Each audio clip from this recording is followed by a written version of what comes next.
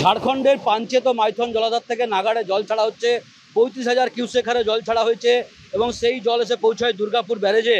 এছাড়াও পশ্চিম বর্ধমান, বাঁকুড়া এবং পুরুলিয়ায় গত দুদিন ধরে নাগাড়ে বৃষ্টিপাতের ফলে দুর্গাপুর ব্যারেজ থেকেও জল ছাড়ার পরিমাণটা ধাপে ধাপে বাড়ানো হয়েছে। গতকাল রাত্রে সর্বোচ্চ 45,900 কিউসেক হারে জল ছাড়া হয়েছে, যেটা আজ বৃহস্পতিবার সকাল থেকে কিছুটা পরিমাণ কমানো হয়েছে, অর্থাৎ 35,000 কিউসেক হারে জল যাচ্ছে। এই যে যদি নাগাড়ে আবার বৃষ্টিপাত হয় এবং ঝাড়খণ্ডের পাঞ্চেত এবং মাইথন জলাধার থেকে নতুন করে আবার জল ছাড়ে, সেক্ষেত্রে কিন্তু দুর্গাপুর ব্যারেজ থেকেও জল ছাড়ার পরিমাণ ধাপে ধাপে আরও বাড়ানো হবে। না হলে জল ছাড়ার পরিমাণটা যেমন আছে সেরকমই থাকবে, এমনটা সেচ দপ্তর সূত্রে জানানো হয়েছে। এবং যেমনটা প্রত্যেক বছর বলা হয় যে জল ছাড়ার পরিমাণ যখন 70-80 হাজার কিউসেক বা ছাড়িয়ে যায় বা 1 লক্ষের কাছাকাছি যায়, তখন কিন্তু অ্যালার্ট দেওয়া হয়।